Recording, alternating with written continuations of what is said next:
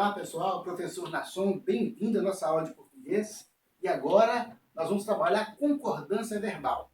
E olha só, para a gente começar já num ritmo acelerado, um ritmo quente, nós vamos começar com um exercício de concordância verbal, tá, da banca Consulplan, que foi TJ, tá, de 2017 em Minas Gerais. Concurso muito disputado, e as questões foram questões bem elaboradas, né? Daí porque nós vamos começar a fazer a aplicação da teoria nesse exercício para você entender como é que funciona a concordância verbal. Então, olha só, para a gente iniciar a nossa história, você deve entender isso aqui, olha, tá? A regra geral da concordância verbal. Quer dizer, então, que a regra geral é assim, o verbo concorda com o núcleo do sujeito. O verbo concorda com o núcleo do sujeito. Ah, professor, então eu preciso saber, não é, os termos da oração? Você precisa saber os termos da oração. Tá? Sujeito, objeto direto, objeto indireto, tá? O adjunto nominal, é preciso saber. Se você não se lembra disso, tá? Vá olhar a nossa aula de análise sintática, que nós temos tudo isso lá pronto para você entender corretamente. Mas, aí eu vou acrescentar alguns detalhes ao longo da aula que vai possibilitar você acompanhar sem nenhuma perda, tá? Vem comigo, olha aqui. Muitas pessoas se perguntam por que há tão poucas mulheres. Isso aqui faz parte do texto da prova, né? Nessa frase, o verbo haver, olha aqui o verbo haver, olha aqui o verbo haver, é um exemplo de verbo impessoal. O que é um verbo impessoal? É aquele verbo que não tem sujeito. Marque a alternativa em que o mesmo não acontece. Opa, então espera aí. Quer dizer que nós temos 4 alternativas, em que uma delas o verbo não é impessoal. Agora, quando é que o verbo será impessoal? Acompanhe comigo aqui, olha. Tá? Quer dizer que o verbo haver, no sentido de existir, de acontecimento e de tempo decorrido, ele é um verbo impessoal. O que é um verbo impessoal? É um verbo que não tem sujeito. Se não tem sujeito, consequentemente, vai ficar no singular.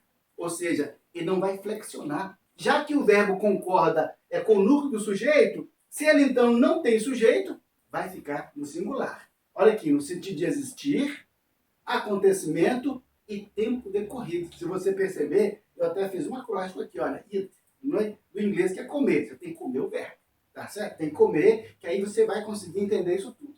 Vamos resolver o exercício. Olha aqui. Houve 2 guerras mundiais. Para você fazer a análise de cada oração, existe um caminho para você seguir, tá? Primeira coisa, então, é nós encontrarmos o verbo. Encontrou o verbo? Olha só, é o verbo haver. Toda vez que você encontrar o verbo haver, o que você tem que fazer primeiro, hein? Você tem que fazer isso aqui, ó.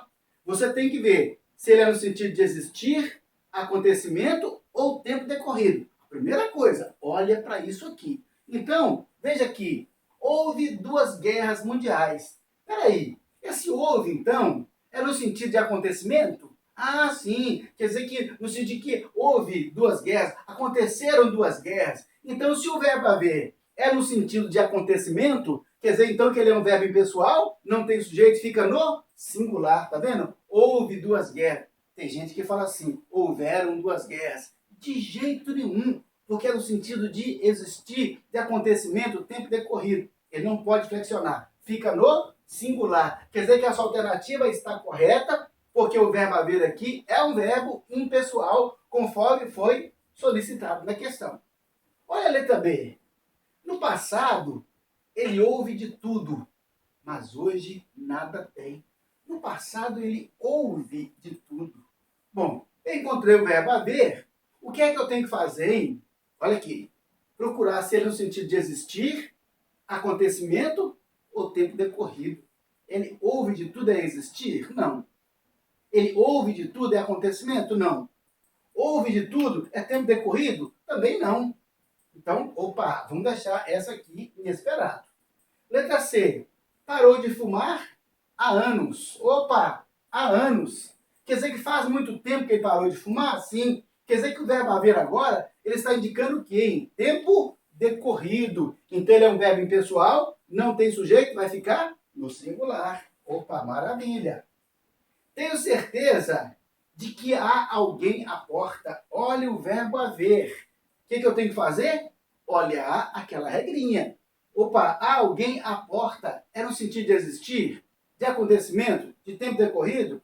Ah, olha aqui, esse haver aqui no sentido de existir, não é? Existe alguém na porta? Há alguém na porta? Então quer dizer que esse caso também é um verbo impessoal. Você viu que a letra A letra C e a letra D, nos três casos, o verbo haver, ele é impessoal. E olha só, cada um contemplando exatamente uma situação. Acontecimento, olha lá, tempo decorrido e existir.